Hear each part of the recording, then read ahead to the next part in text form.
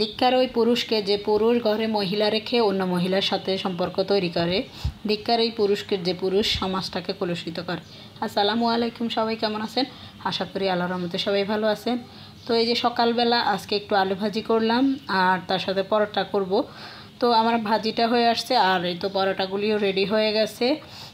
কারণ একটু আলু ভাজি দিয়ে পরোটা করব আর একটু লাল চা করব, এটা দিয়ে সকালে নাস্তা হবে।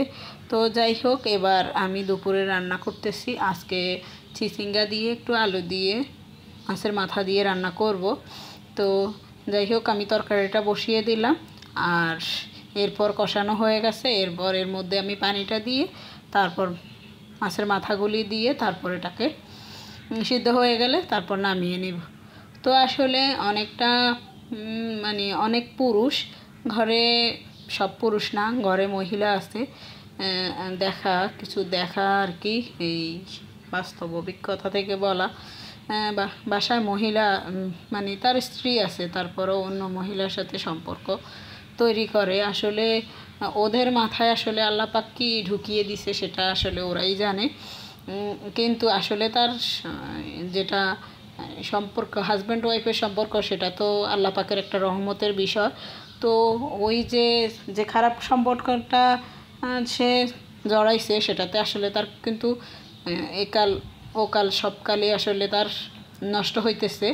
সমাজে তার আসলে খুবই সবাই ক্রুদৃষ্টিতে তাকায়, সেটা আসলে সে বুঝে, কিন্তু আসলে মাথার মধ্যে এমন পোকা ঢুকছে যে সেটা বের করতে পারতেছে না। আসলে ভালোবাসাটা কিচ্ছু না, এটা হচ্ছে মোহ।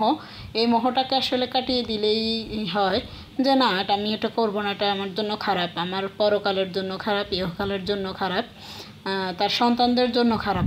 পরবর্তীতে যখন তার সন্তানগুলি বড় হয় তখন তার আত্মীয় স্বজনগুলি বা পাড়া প্রতিবেশী বেশিগুলি অনেকটা কুদৃষ্টিতে তাকায়, কিন্তু সেই বিষয়টা আসলে সে বুঝে, কিন্তু আসলে ওই মোহটা থেকে সে বের হতে পারতেছে না বা বের করতে পারতেছে না। মোহটার মধ্যে এমনটা ডুবে আছে। আসলে মোহটা কিচ্ছু না, আপনি মনটাকে ঠিক করেন, দেখবেন মোহটা কেটে যাবে।